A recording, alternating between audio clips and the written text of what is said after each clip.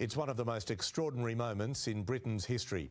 Prime Minister Boris Johnson refusing calls from his own cabinet to resign.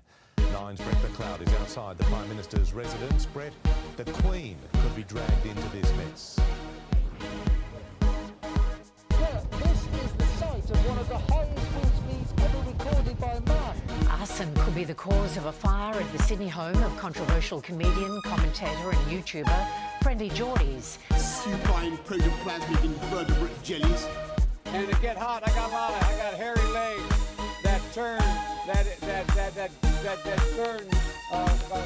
blonde in the sun. I will not be lectured about sexism and misogyny by this man. The decision of one man to launch a wholly unjustified and brutal invasion of Ukraine.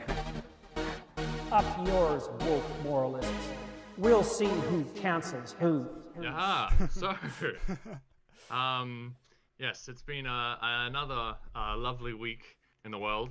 I have snow here in Aberdeen, which is the first time I've seen it for quite a while.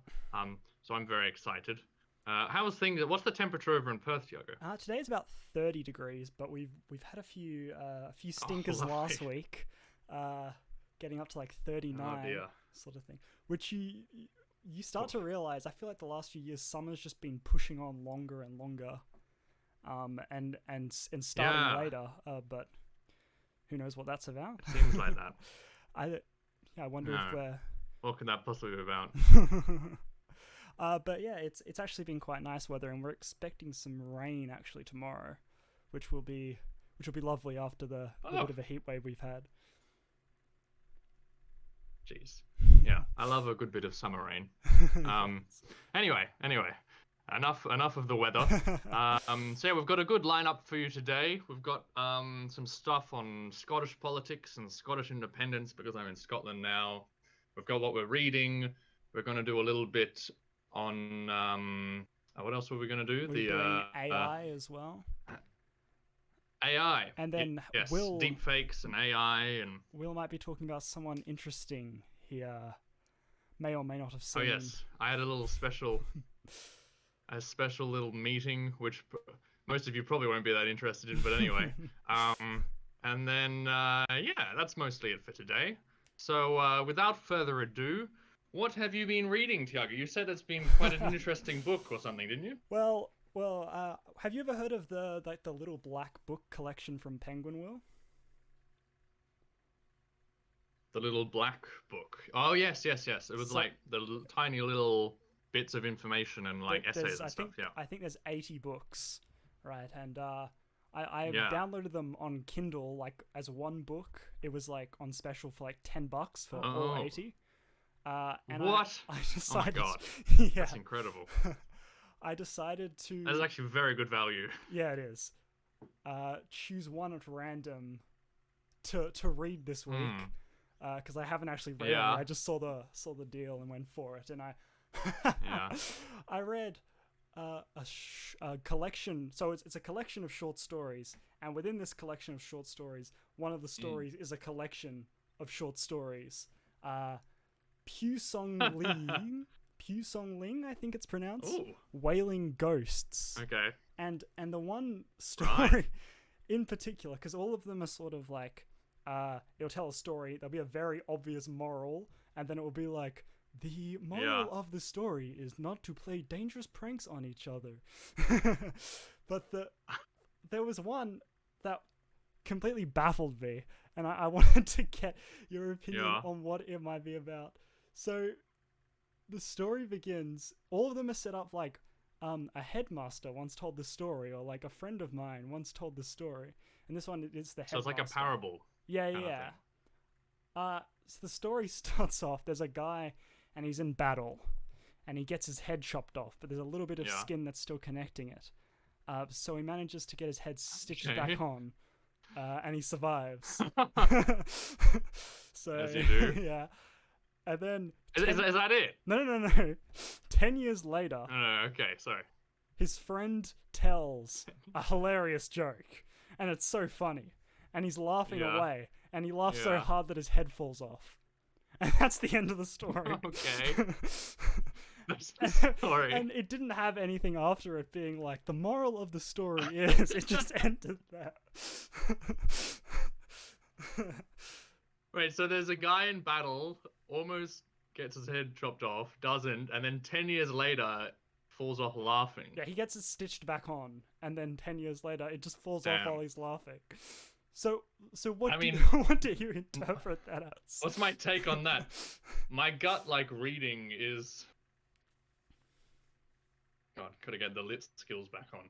My gut reading is like, well, it's like,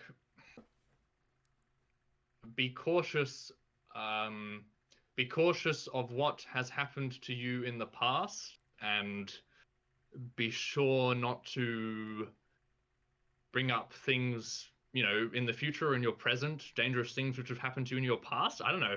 But I mean, maybe I'm like being too pretentious, and it's really just like a stupid like satire comedy thing. Well, that's what like you would probably think that if it wasn't for every other, because the book that it's in is called Every Other Wailing One. Ghosts, and all the rest are like parables, Wailing like Ghosts. ancient Chinese parables. I think it's like the Yeah. guy died in 715 or something crazy like that. So this is Yeah, so who is this guy? So what's his name? I just Pu Song Ling. So he's a story. Ling. All I know about him is he is a story writer. Yeah. Who was alive in the 700s. Ancient China. Yeah. And yeah, I was like, and what, some 700 and what did you say? I think he died 715? 15, yeah. So, AD. Yeah. Whoa. So example of a couple of other stories. One was like there's I think this is the next one in the book. There's a guy. He's like, I'm gonna play this hilarious prank on a woman, and the woman's on her pony, and she comes past, and he pretends to hang himself, and he hangs himself, and it's like this, and then at the end is like, this book is a warning to people who play dangerous pranks. My God. But yeah, I thought it was just kind of interesting that one. Damn. Was just so blunt and man. Yeah, I don't know. Like, ancient China is a mystery to me, because it's like, I mean, it's such a massive country, and like, I mean, I don't know that much like Eastern kind of ancient history, but from what I do know, it seemed like there was just. It seemed like it was just kind of this like this kind of boiling pit of ideas and like tribes and kingdoms and empires and people groups and like roots and culture, and it was just like this massive melting pot, like just completely kind of obviously untouched by European civilization, ages and ages and ages. And I reading in a history book somewhere that like you look at like a military history book, and they were talking about like these battles on the eastern front of World War II, and how 20 million Russian soldiers died in the Second World War, and it was like the greatest number of soldiers to ever die.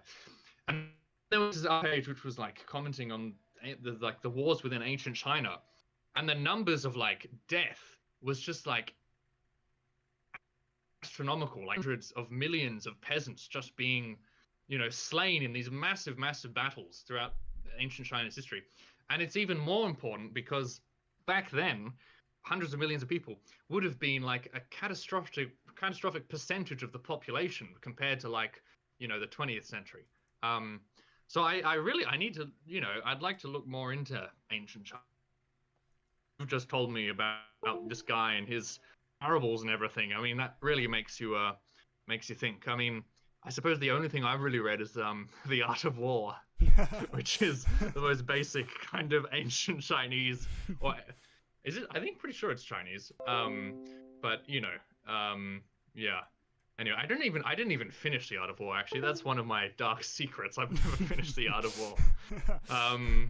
But yeah. Anyway, damn. Well, that's pretty crazy. How many little books are there? So how many short stories are there in his Wailing Ghosts? I'm not entirely sure. I think there's like 10 or something like that, and they're all about a page long. Yeah. So Yeah. Yeah. Yeah. But yeah, Oh, that's cool. I thought That's that cool. was a interesting little one to bring up and Oh, get your yeah. opinion on, since I was completely lost after reading it. Yeah. I mean, I don't know. It's like, do you have a fundamental kind of moral take on it? Well, a lot of that, like, ancient Chinese literature, and that is a lot about like you stay focused, and you sort of avoid risk, and you do things very cold and calculated. And I wonder if it literally is don't laugh too much, or you leave yourself vulnerable or something like that. But then another part of me thinks that maybe it's just like a oh, life is cruel. That's the sort of the moral of it. Life sucks. You're gonna be having fun and then you're gonna die. Yeah, no, I liked your first idea, because I suppose it's like, you know, you've been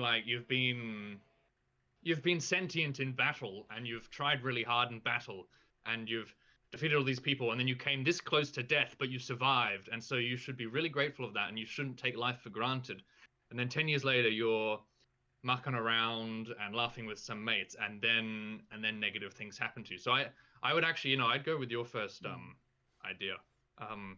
Because I know, again, I know like literally nothing about ancient Chinese philosophy in relation to Confucius and Confucianism, which I'm probably pronouncing wrong. But yeah, that kind of whole yin and yang and zen, and anyway, we should probably stop before we talking about. Maybe it would be something interesting to look in the future. Yeah, do another podcast. Yeah. Anyway, what have you been reading or watching this week? Reading or watching? I have been reading The Lion and the Unicorn, which is it sounds quite nice. It's pretty much a historical British political book on the feud between William Gladstone and Benjamin Disraeli. So, just to sum it up, pretty much at the high peak of the Victorian Empire in Britain, from about 1860 to about 1900, or about 1860 to about 1890, Gladstone and Disraeli were the two kind of towering main figures of British politics. So Gladstone was Prime Minister 4 times, Disraeli was Prime Minister twice, and Gladstone was leader of the Liberal Party, Disraeli was the leader of the Conservative Party, and they kind of like completely despised each other and just went head to head with each other again and again and again. And I'm like, Disraeli's very interesting. I mean, he's kind of a flamboyant Jewish novelist who kind of had this odd literary upbringing, and then got into lots of debt through like banking schemes and failing to write, and then writing poetry, and he had these major like mental kind of downfalls, but then he just kind of kept going along, and he eventually made himself famous. But then, and I kind of already knew all that, but Gladstone is the one that I'm absolutely fascinated with. He's kind of like this tall, lanky, doesn't really like work well with women, but he's like, his spirit and his tenacity and his appetite for work is just colossal. Like, as I said, he was Prime Minister 4 times. And I think by the time of him becoming Prime Minister the 4th time, he was in like I think he was in his 80s. Was it 4 times? So he was very, very congruently, or was it separate? I don't know. Separate. So he has 4 different, like, you know, he would be Prime Minister and then he'd be out, and then he'd be Prime Minister again and then be out and Prime Minister. And he kind of, I don't know, he's just this colossal man. Like, he would, you know, he would like work as Prime Minister or Chancellor of the Exchequer for like years and years and years, and completely devote himself to the job. And then he would get like just completely burnt out, and he would run off. He had like this family castle in Wales, and he would run off to Wales, and then he would like absorb himself in ancient Greek literature, and he wrote this like massive book on Homer, and that was his like relax thing. And then he would go out and he would cut down trees. That was his other thing. Like, he was obsessed with cutting down trees. Like, and he wasn't a professional at it or anything. He just like grabbed an axe, walked into his forest, and started like slicing down these massive trees. And that was like his relax, because his mind was just going all over the place. And then, so that there's all that. There's like the tenacity and the spirit and the kind of radical nature of him. And then the other side is, and I see this popping up again and again and again, specifically in like British political like history and also military history. There's this weird like sexual side to him, which he like this sexual Christian thing where he's like this really devout evangelical Anglican, and he goes to church and he and he reads the Bible and he prays every single day and he's on a mission from God in his politics. But then he has like these deep sexual desires, which I suppose any man does, but he seems to have it to another level, which he doesn't know how to deal with because of his religion. Mm-hmm. And so one of the great mysteries of Gladstone is he would go out onto the streets of London, like at, midnight to like 3, 4 in the morning. And he would pretty much find prostitutes, or sex workers, and would like try to talk to them and try to like better them, try to kind of not specifically convert them to Christianity, though I think that was probably part of it, but just try to like lift them up. And he would like take them, out from their workplaces, and he'd like offer them a new life in the colonies or whatever to kind of restart. And from my readings, I thought that was the end of it. Like he would go searching for these people, he would find them, and then that would be it. But then in this book, there's entries from his diaries, and he fully there's some very kind of suggestive things which he writes within these diaries about repetitively meeting up with specific women again and again and again and again, and kind of giving in to them and letting them seduce him and all of these different things. And he's like, he's a decently kind of oldish man when these things are still happening. And you can see this kind of like psychological war within his diary of like, I need to be a good Christian and I have to raise these women from where they are and I need to work on my politics. And then there's this other side of him, which is just like, I can't stop completely falling in love with these absolutely incredibly beautiful women. Do you think that so it's sort of like suppressed nature of how he lived his life, being a Christian, and maybe could like exacerbate things for him? I mean, we see it all the time with like a lot of conservative politicians that will say a lot of, especially like anti-LGBT sort of things, and then maybe there's a close connection between passion and anger, and you often find out what's been happening behind closed doors. Do you think there's a bit of that going on, or? I would say so.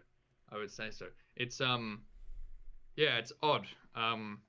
It's odd how you've got that like spectrum of as you said, where passion can then tip into anger. Or it's so, and I suppose you've got to be careful. It's like if you push any emotion far enough, it can turn into something quite dark. Yeah. Which is like, I don't know, the fact that is kind of a truism in relation to life really says a lot about life, I guess. I mean, the fact that if you push anything further enough, and you can end up with a pretty nasty character or a pretty genuinely nice person doing a pretty horrible thing. I don't know. I suppose it's the obsession when you're constantly thinking about something. The way you feel about it is naturally gonna change, and you're gonna become. So say if you're like really, really against something, you're always thinking about it. You become really familiar with it. You almost form like a relationship with these concepts, and I don't know, it's interesting to think about. You become obsessed with it. Mm-hmm. Anyway, that's what I've been reading. And I'll probably be reading it for quite a bit longer because it's a decently sized book. But anyway, what's it called? The Lion and the Unicorn. So, it's based off C.S. Lewis, when he wrote Alice in Wonderland, I think there was like Through the Looking Glass, or one of the sequels which he wrote. One of the two of the characters was this lion and unicorn, which would like battle each other. I'm pretty sure. And it actually, the book was published around the time of the height of Disraeli and Gladstone's feud. And so the idea is that, yeah, Gladstone's the lion, Disraeli is the unicorn. Yeah, I don't know. They're very like they are the two figures are very deep within the British national psyche. I mean, you pretty much ask anyone here, and they would at least have heard of them by name. They kind of represent those two poignant sides of politics, I guess. Yeah. Anyway, moving on. Shall we move on to Scotland then? Scotland. the great, the great place of Scotland. the great land of the Scots. So yeah, I just thought that now that I'm living here, and this is somewhat of a political podcast, I'd kind of give a little introduction to the political scene in Scotland and what's going on. And so, Chugga, if you want to ask questions or interrupt at any point in time, please do. Yes, I will be the representation of the general audience. Yeah. So Scotland's an interesting place because it's kind of like I suppose it's a fundamental part of where the politics of the United Kingdom is decided, but it's quite separate from the politics of the United Kingdom.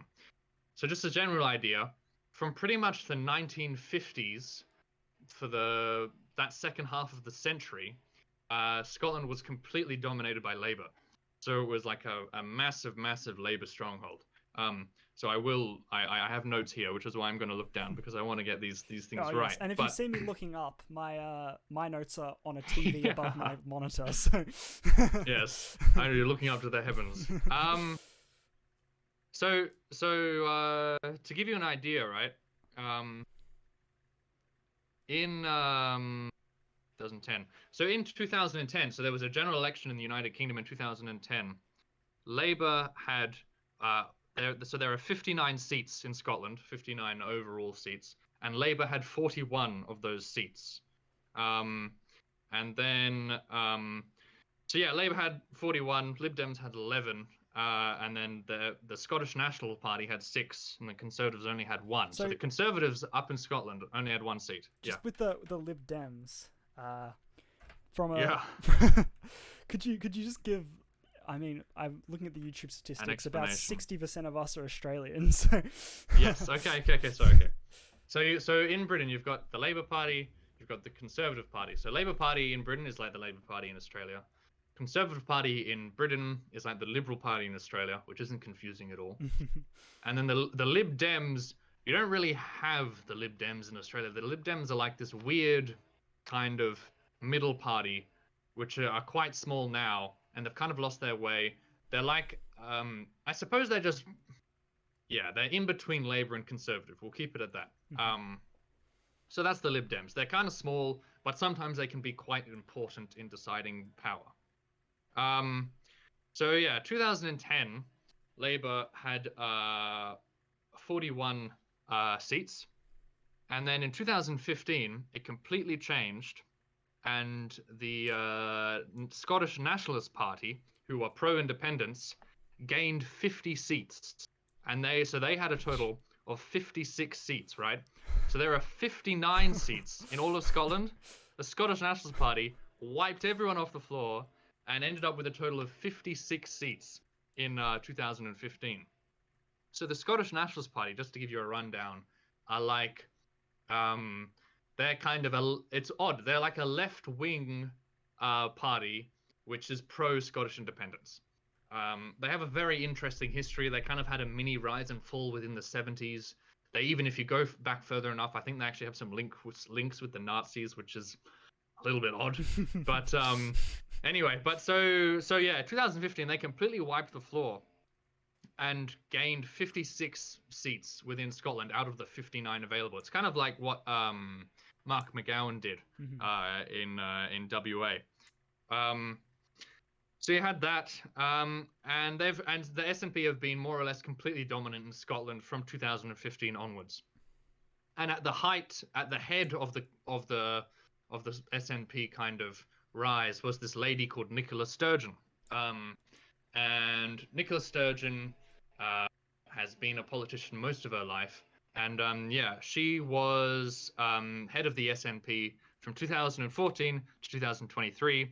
And within those about, just over 8 years, she won she won 8 elections within 8 years. So there were general elections, there were Scottish Parliament elections, there were local elections, and she won 8 of them within 8 years. So she was an election winner. And the big thing is that not that long ago, she actually kind of did like a surprise resignation, and everyone was, very surprised because it kind of came out of the blue, out of nowhere. And it was very similar to Jacinta Ardern resigning in New Zealand not that long ago as well, because they're kind of, both prominent political women on the global stage, both quite progressive, and both quite young, I guess.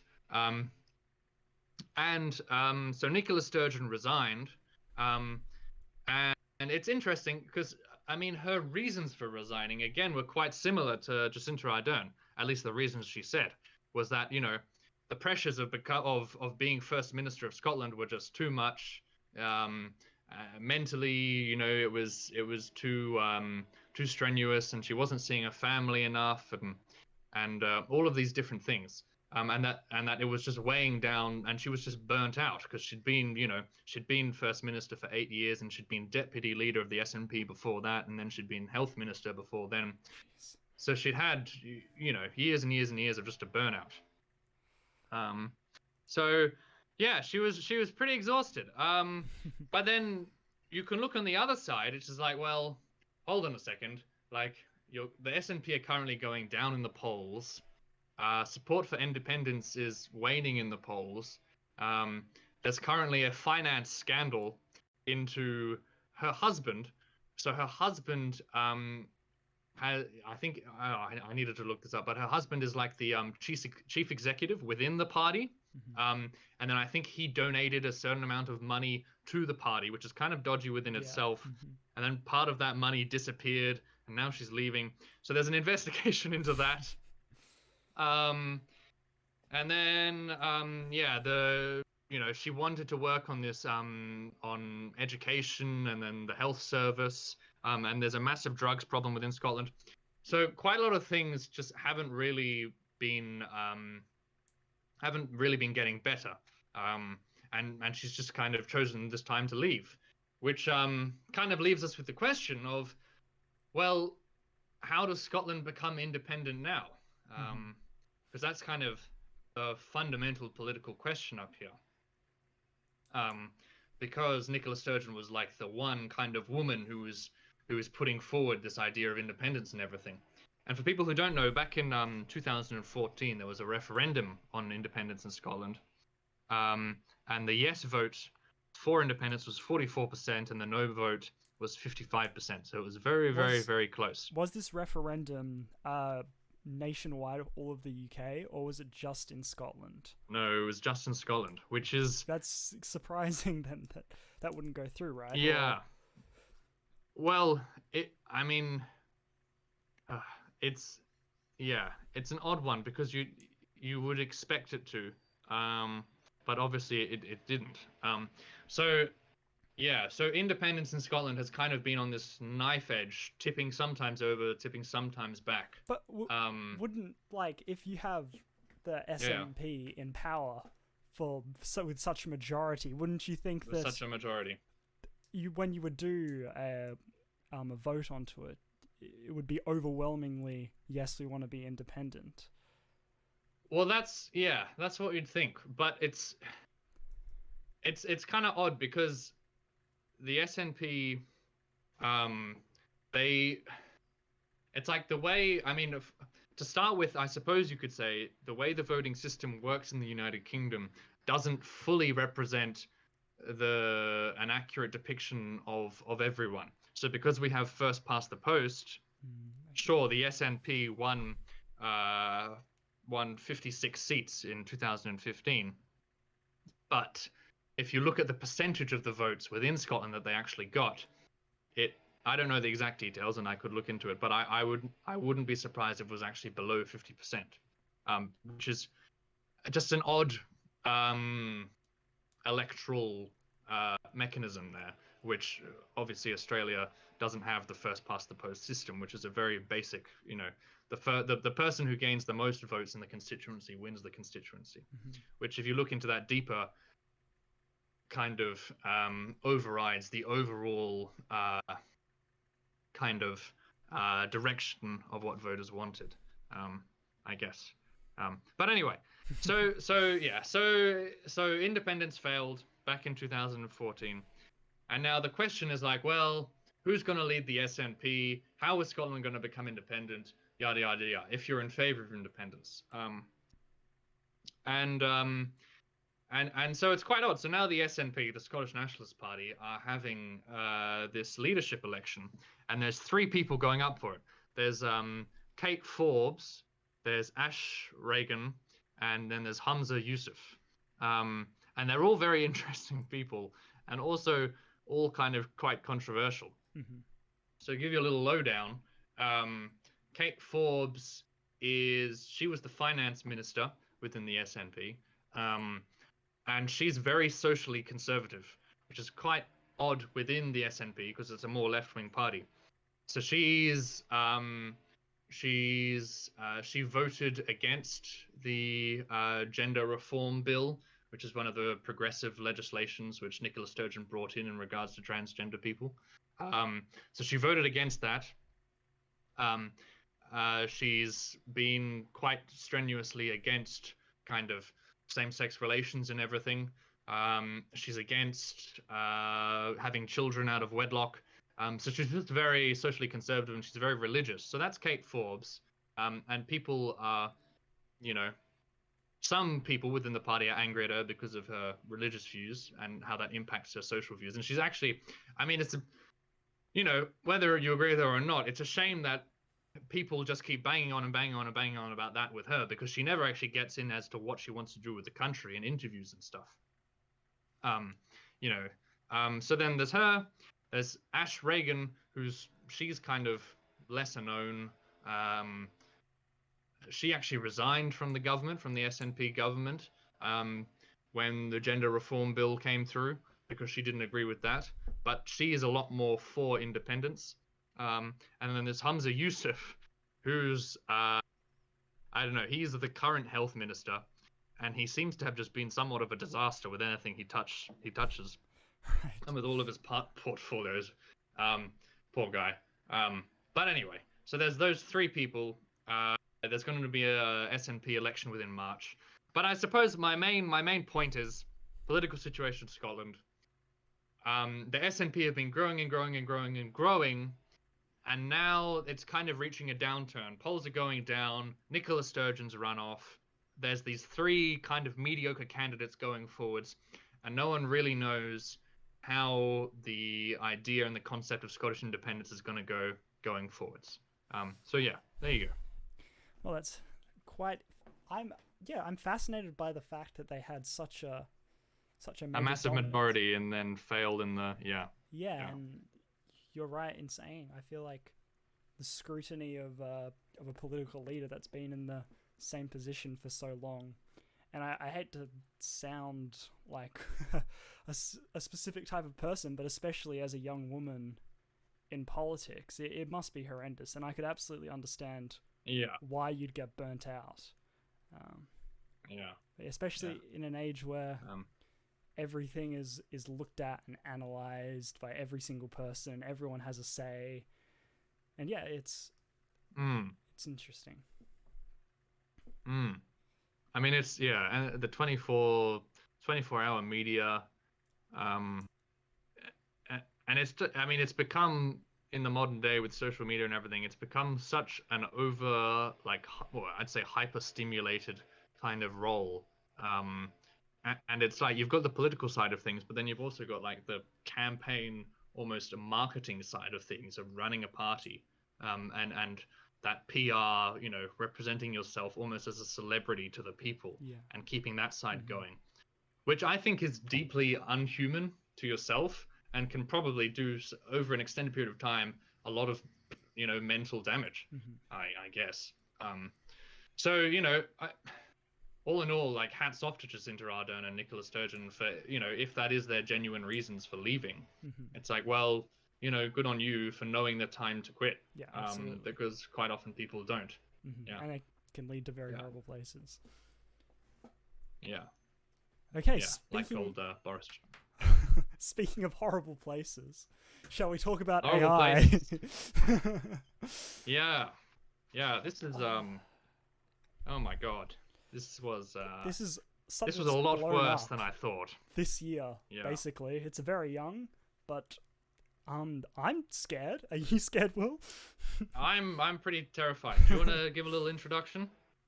Okay, so in the last, I mean, it's been happening forever behind the scenes, obviously, but we've seen a lot of popularization of the use of AI as tools and as ways of creating art and giving us answers to things, and sounds all well and good on the surface, but I think there is a darker side that I won't say people aren't focusing on. People definitely are, and I was really interested to hear what you have to say about this, Will. But shall we start with something a little bit lighter? Is AI art and copyright? So have you heard much about this? I haven't. Most of my research has been on AI and deepfakes, but by all means, go ahead. So have you seen like the I don't know what they like Dolly, I think, is one of them. There's a couple of others where you'll put in a prompt into a computer, and then it's fed a bunch of images from a database, and then it creates an image based on your prompt. Art. The prompt, that's kind of cool. You could have all the arguments you want about, is this real art? Does this demean what it means to be human? All that sort of stuff. Yeah. But I found what's actually been really fascinating is a lot of, because obviously it has to pull from images of older art, and the artists are saying this is actually a copyright issue, because you're using our art to create different art. Your own art. Yeah, so it's not like if a human sees a picture of an picture of something, they're inspired by it, and then they can draw something similar to it. But if a computer sees it, it's literally using assets from that. So is that a reason for copyright law to be put in that area? Damn. And, yeah. I mean, because you never really think about that, do you? No. I mean, I would need to look into the complex definitions of copyright law, but it's like, the fundamental thing of like taking an actual piece of art and then physically combining it with another piece of art, which I suppose is what this AI is really doing, because they're not actually. I suppose are they creating something original? I don't know. Well, yeah, that's the thing. But like, or is it just a really complex collage of a lot of different things? I mean, I'd say it is really just a complex collage, because when you get down to it, it is just. I mean, is it not? And this is me as a very naive computer person, but is it not just a computer program of zeros and ones kind of chugging away and mashing these two things together and then producing something? I think that's it. I mean, we need to talk to someone more of an expert than us on it, but I'm fairly certain what it's doing is it's fed a bunch of images, it takes little bits of those images and puts it together in a very complex way, but it's still using those images.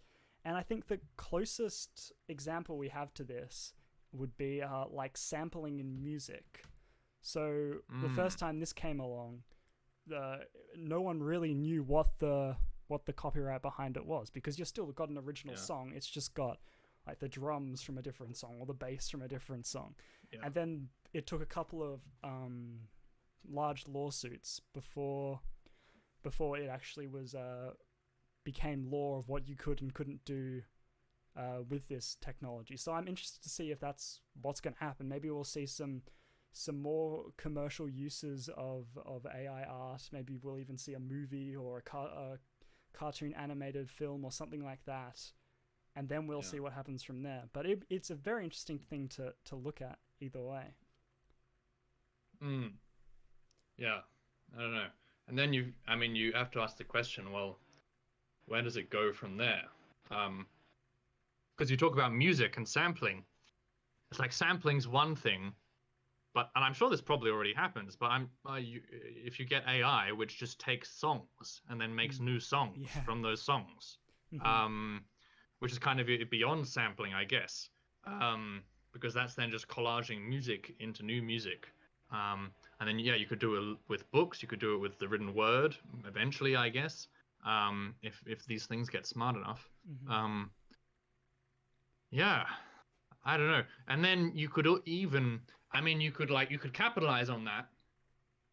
And I'm sure this is probably already happening, but you just get a company, you get like a big computer, and then you just turn it on and it just chugs out art, or it just chugs out music, or it just chugs out, and then I suppose theoretically you could write a program which then like I don't know, creates every single possible variation of art possible, or every single possible variation of music possible.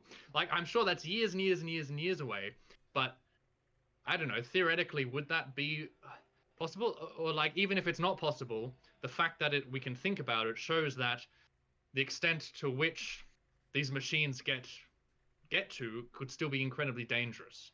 And then you have to think about the artistic community. It's like, well, if you have how can you compete with machines chugging out, the genuinely not that bad pieces of art, or eventually not that bad pieces of music, and they're only going to get better and better and better. And the second you put a money element into that, I'm sure it'll just explode. Well, we've always sort of had this idea that, like, a lot of jobs are going to be taken by computers, but I don't think it's ever really crossed people's mind that genuinely artistic jobs of drawers and musicians and painters and all that would lose their jobs to a machine. It seems absurd, but you could show me a AI digitally made image, and I don't know if I could tell the difference all the time between that and just a talented artist.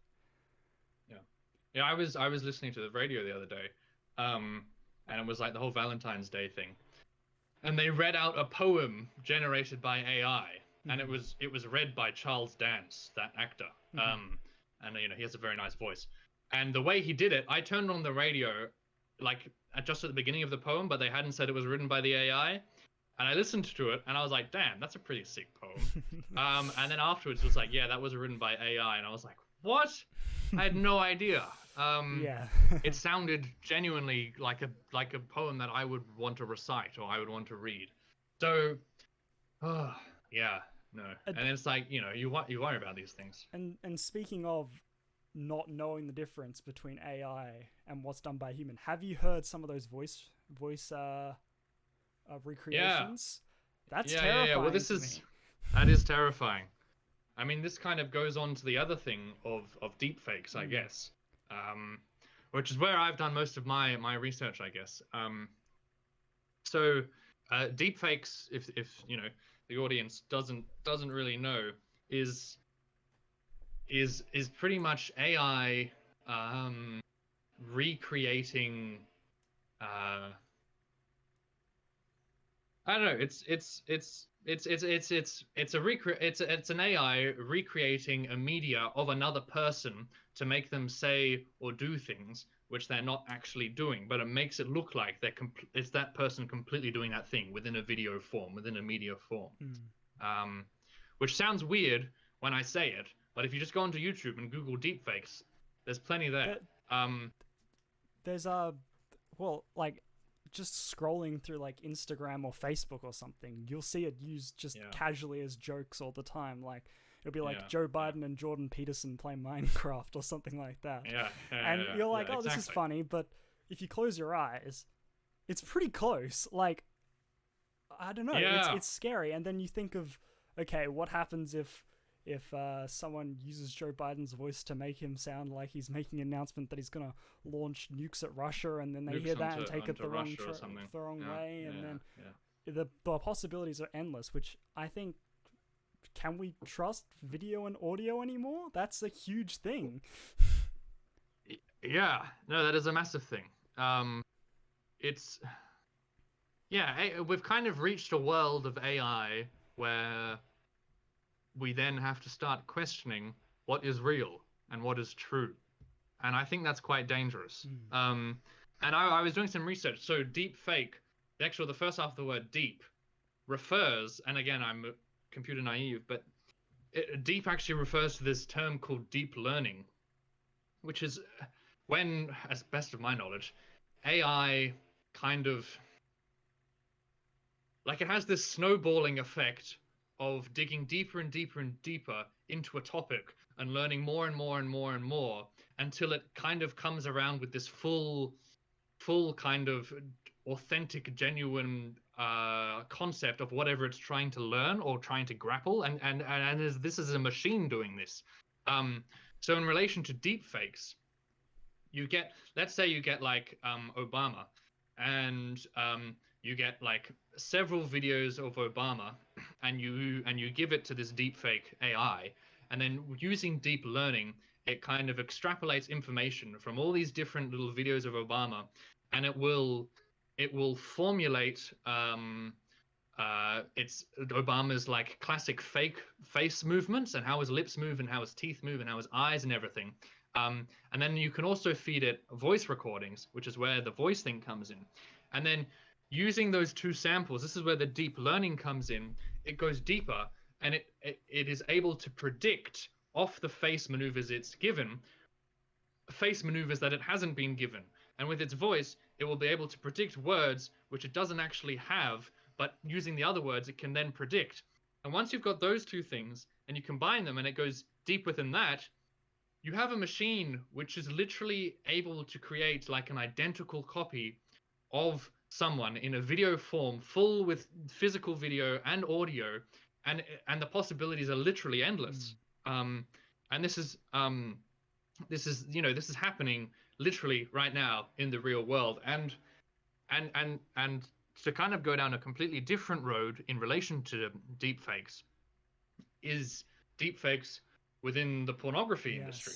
And I've done a lot of research, or not a lot, but I've done a little bit of research into this. And there's this study from this company called Deep Trace Labs, which have actually changed their company name into something else, and they now provide anti-deepfake technology.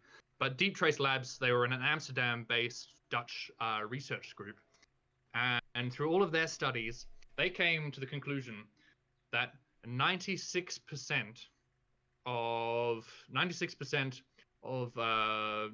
deepfakes online happen within the context of the pornography industry and happen within a negative context of the pornography industry, which is like, that's insane. Well, did you hear the big story that brought this whole debate about deepfakes in pornography to the front of the public conscience, Will? No, I haven't. No. So, is there, okay. It was a few weeks ago now, fairly recently still. Yeah. There was someone streaming on Twitch, a pretty big streamer, and he closed a tab or something, and something opened that showed that he had logged into a deepfake porn website, and he had gotten deepfakes of multiple of his colleagues and had it put onto like other porn videos, so it looked like that they were you know, they were the people, which started this whole debate about, is that a breach of those women's consent then? Which I think is also an interesting question, because it's like sexually exploiting someone who does not want to be sexually exploited without them knowing. Yeah, without them knowing. And then obviously from this, people saw that, and that website that had the deepfake technology in it has skyrocketed in popularity. And you can just imagine all of these people. It's really horrible to think about, and it's horrifying. And when you put it into context, again with the popularity and the money side of thing, it's like, I mean, to be honest, we could have a whole debate about porn, but I'm pretty anti-porn in almost every single kind of regard. I think it's a pretty horrible industry, and a pretty dodgy industry. And it's like you have a perhaps dangerous kind of dodgy industry popularizing like dangerous AI intelligence to create a machine which is then able to abuse and use usually almost always women against their consent by putting their face onto bodies of other women. And it's like that combination is morally like reprehensible. I mean it's absolutely horrific. And the fact that like 96% of all deepfakes online are occurring within that context is just horrifying. Like the deep, like pleasant, nice, funny, ha, or like political satire deepfakes, they only account for 4% of all deepfakes online. I mean, it's like what's going on there? It's honestly horrendous, and it makes me quite sad. Yeah. Well, yeah. I'm So I'm hoping there's going to be laws and all that stuff that's going to come in. Yeah. Because if there's not, what's it going to be like in 10 years when you can put on a VR headset and there's the person you've always desired standing in front of you looking completely realistic, and then is there any need for human contact after that? And it's terrifying. And I don't know how they put in legislation for that, and I'm interested to see, and I'm hopeful, but at the same time I'm pretty terrified. Well, this is kind of my thesis, conclusion which I came to, which comes off what you've just said there, is that currently the world is in like this kind of mini zone of AI development and technological development in general, which we're not used to and which we don't know how to regulate and which we're unsure of really where it goes. But I'm really, really hoping that in the future, 10, 15, 20 years down the track, there'll be a new kind of breath of fresh air of leaders and government people which can effectively regulate these problems. And I like history, so I went back into history and I was looking at the Industrial Revolution, right? And the Industrial Revolution back in the mid 1700s, the Industrial Revolution kind of ran from 1760 to 1840. You go back to the Industrial Revolution, that was like the biggest thing pretty much ever to occur in Western society since like the invention of farming, the Industrial Revolution, right? Because it brought in machine production, it brought in urbanization, it pretty much allowed for the modern city to develop. It kind of kick-started modernity, the Industrial Revolution. So it started in 1760. You had like these original cotton mills in England in the 1760s, and you had kids in there, really young kids, kind of being worked and worked and worked, quite often to death, in absolutely horrendous conditions, right? And it wasn't until about 1802 that the British Parliament started bringing in things to regulate these cotton mills and this industry. And then, 1802, 1819, 1825, these different bills started to get passed to regulate machinery and industry. And you look at us today with like unions and healthcare and aged care and benefits and the welfare state which is developed. So it's an odd analogy and might seem completely irrelevant and out of touch. But I genuinely feel like looking back to that, the Industrial Revolution took years and years and years and years to be regulated. I'm thinking and I'm hoping that the technological AI revolution will take years and years and years, but hopefully, fingers crossed, it will be regulated. I don't know. What do you think of that? No, I 100% agree. And it's actually, I think it's a fascinating sort of comparison you've made there, because we could say AI is its own separate thing, but I think it goes under the wider umbrella of the age of the internet that we live in. And I think only now we're starting to understand it more and seeing what sort of regulation we can put in place, which is scary on one part, because we've got the whole debate about, well, if you regulate things in the internet, are you regulating things like freedom of speech, freedom of expression, that sort of stuff? But at the same time, there needs to be things in place to keep people safe, to keep people to not be in breach of their consent, and just to keep the world as still a healthy and happy place. So I'm interested Yeah. to see what happens. I don't envy the people that are making those decisions, and No. until then, I hope that anyone that has to deal with the horrible side of all this gets the help they need and that they deserve. Yeah. I don't know. Kind of makes me hate modernity more. I sometimes wish the Industrial Revolution had never happened. If we all just still lived in little farming villages Well, and towns. do you think we'd be happier? Well, this is the thing. So because no, there very good, yeah. would be more murders, there'd disease be more rapes, and there'd be more disease. there'd be more yeah. But at the same But time, we wouldn't be. There's pretty easy fixes to easy problems. You know what I mean? Rather than like. Yeah. But right. So this is something I've been battling with for a long while, and it kind of influences my political philosophy. Is like, I don't think there is a fundamental correlation between happiness and living standards. I think the higher you put up the living standards, it eventually reaches a point where we become too safe, we become too overstimulated, everything becomes too easy, that our happiness decreases. And so, simplistically, if you put that on a graph, you're going to have the point where happiness and living standards are joined, and then eventually it's going to break. Yeah. And if you look in history, theoretically, and I want to work on this, you should be able to find a point where it breaks, and then it's like, where was that point? Because, and again, I've talked to you this about before, but like, I talked to my father and about his childhood growing up in the 1960s and the early 70s of England, right?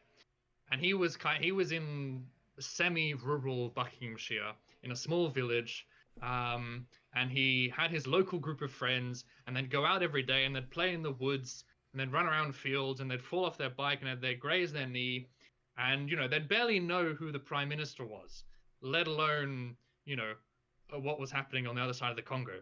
And it was that kind of simplistic, fulfilling, natural kind of world where especially in like the 60s and the 50s, you still had the kind of the welfare state, and you had that safety net and that support to a minimal level, but you were also more happy, and your life was more simple, and you could enjoy the simple things, and you read the newspapers you enjoyed, and everyone just kind of got on with life, rather than today where everyone's hyper-stimulated and worrying about this and worrying about that, and addicted to technology and social media and all of those horrible things. I mean, but then the comeback to that is like, well, women didn't have rights back then, and and same-sex marriage was illegal, and all of these other things. So it's really difficult, but I genuinely do believe we're tipping into a point of no return. I don't know. Yeah. Anyway, yeah. Well, Do you think you can have simplicity with safety while still having simplicity? Do you know what I mean? So we could be living in a world where we're not in that 24-hour news cycle, not constantly online, but still have the safeties of like welfare and workers' rights and all that sort of stuff? Or do you think they're fundamentally interlocked? I don't know. I honestly, I don't know. I mean, you can't. The thing is, you can't have one without the other, really, can you? Because you can't pick and choose. I think, you can't pick and choose. But what bothers me, and again, this is the age-old conservative coming out from within me. What bothers me is when people look back at the past, and only point to those highly negative, kind of constricting things, like same-sex marriage being illegal or whatever, and then completely disregard perhaps the happier, healthier lifestyle that the average person was living. And then in the modern day, they only point towards positive things and completely disregard the horrendous negative social changes which are occurring. That really quite gets to me. I don't know. it's a depressing topic, but I really think that everything will be all right. I honestly, if you look at everything that's happened, everyone's constantly thought that this is the end of the world, and throughout most of it, we've come out the other side pretty okay. But I do worry, and everyone will. But you've got to hold on to that hope, man. Because what is life without a bit of hope? On the positive side of this AI stuff, there has been like pretty useful tools that have made access to information a lot easier. Like, I don't know if you've seen this ChatGPT, and I don't know how I feel about it in general, but it's basically like a simplified way of accessing a lot of resources. If you ask it the right questions, it'll give you the answers in concise ways, and then give you resources that back it up, which can seem a bit weird, but it's like, say you're a doctor or like a engineer or anything like that, and you need a quick result for something, and maybe not now because it's not overly accurate, but in the future when these things do become super accurate, it could help a lot of people. But anyway. Yeah, I guess so. I mean, one thing I found researching deepfakes was this documentary on, very specific documentary on LGBTQ activists in Chechnya, and they'd used deepfakes to change the identity or hide the identity of these activists within the documentary, which was obviously popularizing their cause and also keeping them secret, which is, that's pretty positive, I guess. One thing which is like in the middle was with Ancestry.com. They're actually doing deepfakes to reanimate the faces of your past ancestors, which, I mean, that's playing with God at that point. I can't tell you why, but it makes me feel weird, like, and I was watching videos of like these black and white photographs of old people suddenly moving, and I was like, man, like, what are we doing? I mean, sometimes I worry that the human race is becoming too dominant over their own controls. I mean, it's you also look at like the gene modification which is happening. It goes back. It reaches a point where how much positive impact of this technology is actually positive, and then how much of it is actually us thinking we're doing positive things, but we're actually having a deep negative kind of underlying impact. It's like, what's the next cigarette gonna be? Something that we're just like, oh, this is cool, and then in 10 years' time we think, what are we doing? Because we didn't think it through properly. And it's a lot of these things, especially with these early stages of AI. You're like, oh, on a surface level, this all seems well and good, but what are we missing here? What are we not thinking of? Yeah. Anyway. Shall we move on to your little meeting, Will? My little meeting. I don't know. I mean, we've gone on for quite a while. Should I keep the meeting for next week? Next week. Well, it's gonna be completely irrelevant by then. But maybe we can hook that in for the viewers for next week. Yeah. Okay. Just to finish things off, I would like to thank Megan, our good friend, who donated to the Sir February thing after we recorded last week. So we now are well past $800 thanks to them, which is cool. We also have an Instagram and Facebook now.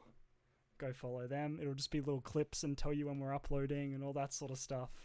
I just didn't want to flood our own personal feeds full of clips of us talking about nonsense. I should mention SoundCloud. What about SoundCloud? The last episode is up on SoundCloud. I didn't plug it anywhere because I forgot, lovely. But it has 0 views. So people want to go over and listen to this one on SoundCloud, or I don't know. That would be lovely. I just wanted to thank. We got like 90 views in that last episode, which was a lot more than I expected. So thank you everyone for the support. And I'll talk to you about this off air, Will. But we might have a few potential guests for the future, which is very exciting. Damn.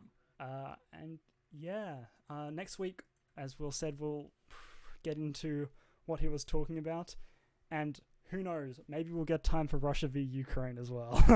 That might be a running gag on this show, when we say next week we're getting into Russia Ukraine and then we never get into Russia Ukraine. But we'll see. It's a big topic, and I think we need to do it justice. So when we get time, we will talk about that. Anything you wanted to mention, Will? Mm-hmm. Anything else? No, not particularly. Just thank you very much for watching. If you've made it this far, again, quite rusty to start off with, but we're trying our best. There was probably a couple of technical difficulties at the beginning of the episode with the video. I think the audio is fine, so just close your eyes for a bit. But it should have fixed about 5 minutes in. Also, due to other technical difficulties, we have changed our email address. It is now fentsitters.podcast@gmail.com to email in with any questions. We only got one question last week, and it was from the Aussie artist, and he asked us how far we reckon we could throw an olive. So I don't know if you want to go ahead with that one, Will. Let's leave that till next week. I need some time to think that through. Okay. Big life questions there. Anyway, we should probably wrap it up. Yes.